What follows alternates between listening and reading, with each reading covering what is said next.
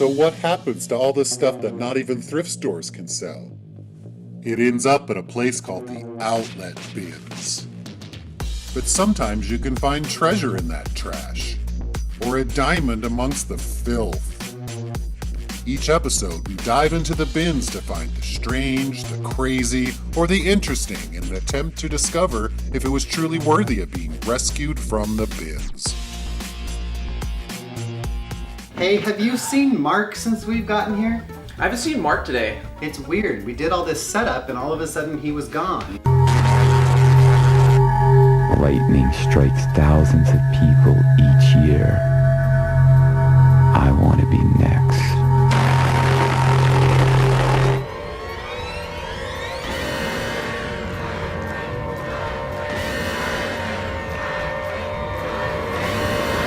Would you like to see some magic tricks?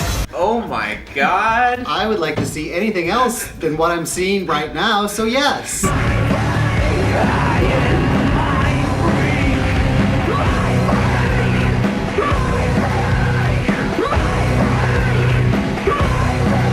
you ready?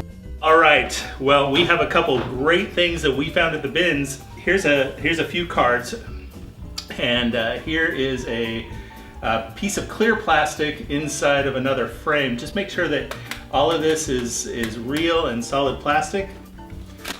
And those are real cards. These are authentic Chris Angel Mind Freak. Mind Freak. I'm picking the ace and the 2. Make sure that's a real pen. So I'm going to take one of these cards and slip it right in this little case right here. Take that and slip this one on the other side. Take that here. Oh no. And push we'll go the pin and push through the cards. Mind Freak. And then we take this out of there. Inspect that the cards are actually gone through and the plastic Cards. is still intact. The card has a hole And the in it. pen is real. Mind Freak. Mind Freak. No. So we got one more trick for you, and then we'll talk about it. Wait, was that the trick? So he pushed the pin through the card and then the card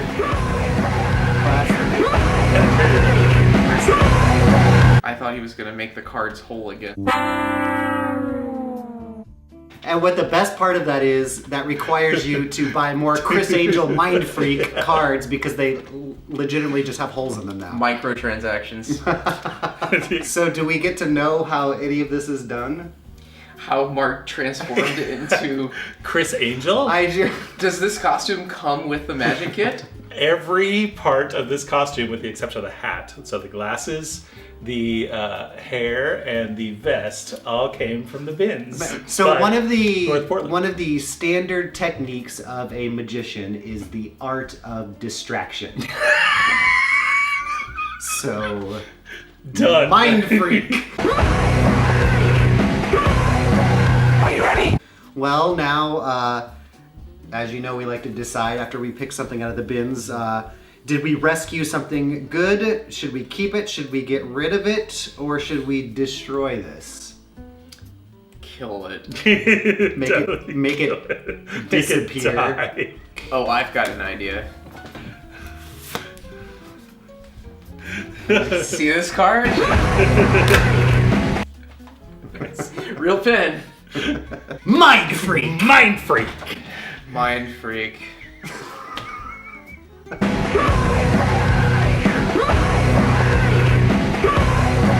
Are you ready? If you will.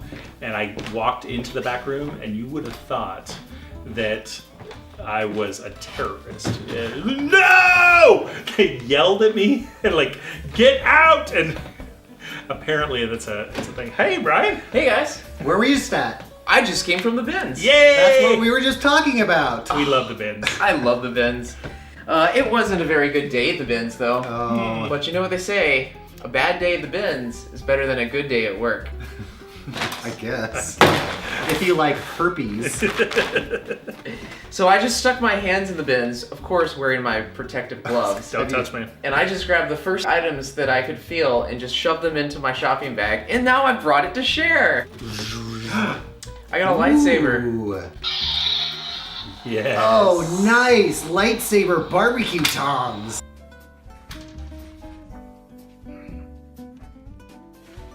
It's kind of clunky. Oh, I see. The whole thing is. Yeah, in order to actually get the tongs to go together, they lock in place. It's probably the least effective tongs I think I've ever seen. That is neat but flimsy. But it's for the true Star Wars fan. You know, It keeps on trying to make a noise. I feel like it. Yeah, it's just an audio clip. Oh, yeah. And right about 1/3 into the clip, there's a little hint of a movement Oh, I see. that teases You know what we could use this for? Is for the Sound sync? clapper sound sync. Rolling.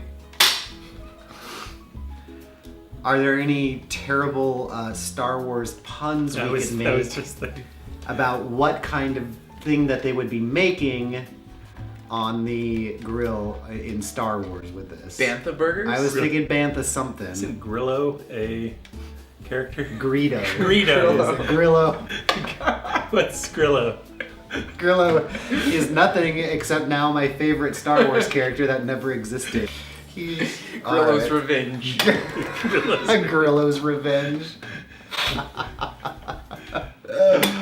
Well, May the Oh, forks. shoot. May the forks be with you. No. there's nothing that will top or be lower than that. So this would make it a decent gag gift or like white elephant gift. That's white It's a elephant good material. conversation piece and like a fun thing that at least you can have fun with at the party. We know it works. And yeah, and in a pinch. Oh. Oh, Oh. In a pinch. In a pinch. I don't get it because there's no Star Wars reference.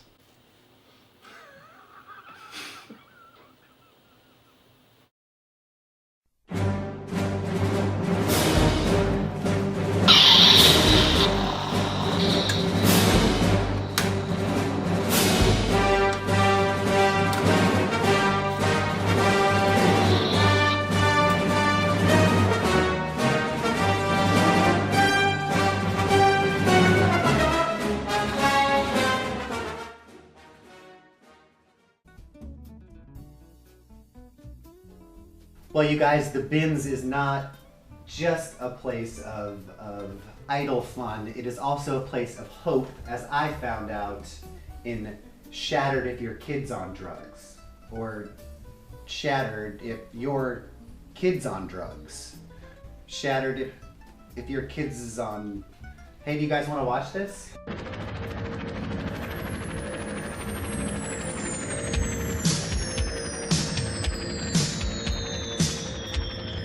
What a great town.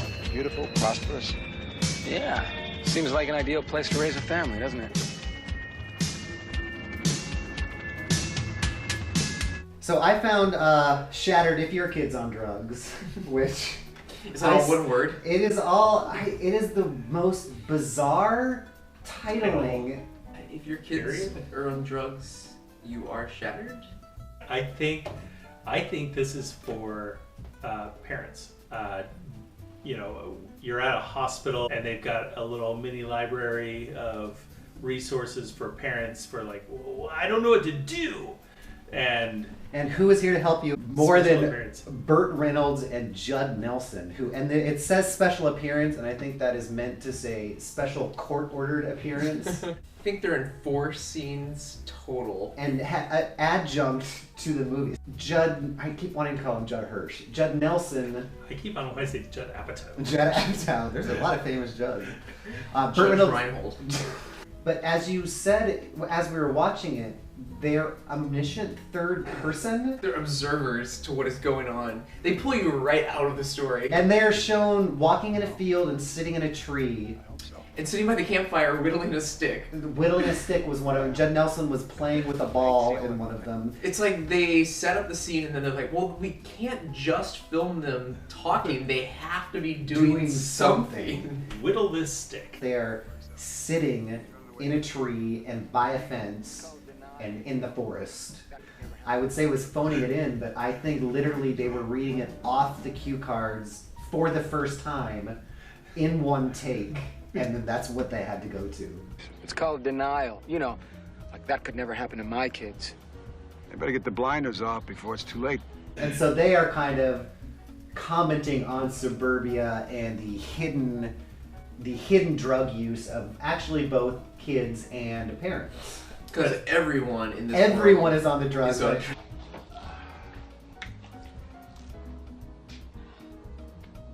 My God, you've been eating these things? That's all you got left. Oh, it can't be. I just had those refilled. I mentioned it was the Requiem for a Dream of like after-school suburban Los special. Angeles. They do address smoking crack, and Very That's quickly. the first thing that they do is smoke crack. It escalates quickly. What's that? Is that cocaine? It's crack. Crack.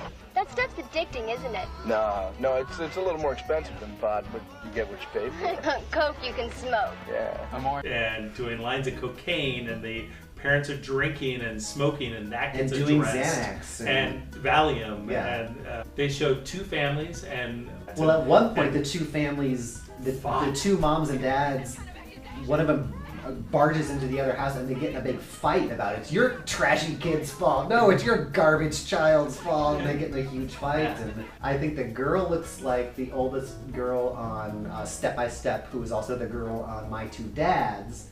There's a character, one of the psychologists looks like one of the dads of My Two Dads that's not Paul Reiser. So he looks like the... Wow. Oh my gosh. Oh, you're kind of right.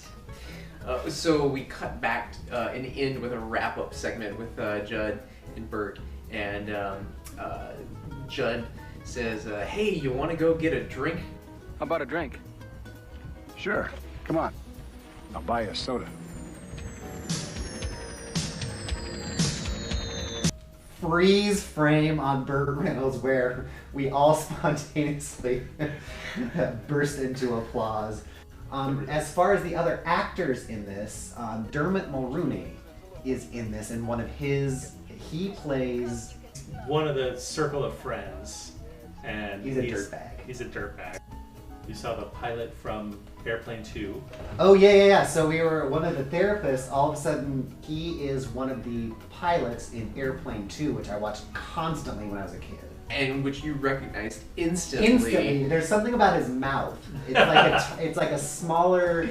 And I he's watch got... it all the time. I watched... It was on TV all the time when I was a kid. So, do you think now that we have been through Shattered If Your Kid's on Drugs... I was expecting a natural disaster pick, like earthquake or something else based on the time. That would have been great if everybody would have gone through rehab and gone fine, and then the '89 earthquake hits and they're all their lives are just destroyed. So, well, should we keep this? Should we give it away, or should we destroy it? Should keep it until we have a friend on drugs. I'm going to add this to my obscure VHS collection that I have going at home. I'll put it right next to the Alyssa Milano workout tape. It was fun to watch. It totally plays like a entertaining after-school special. And I think this was kind of the definition of the binge-worthy that we're looking for, is something that's crazy enough that it's oddly hosted by Burt Reynolds and Judd Apatow, Johnny Reinhold. So smoke 'em if you got 'em. And your parents too can be shattered if their kids on drugs. Sure. Come on. I'll buy you a soda.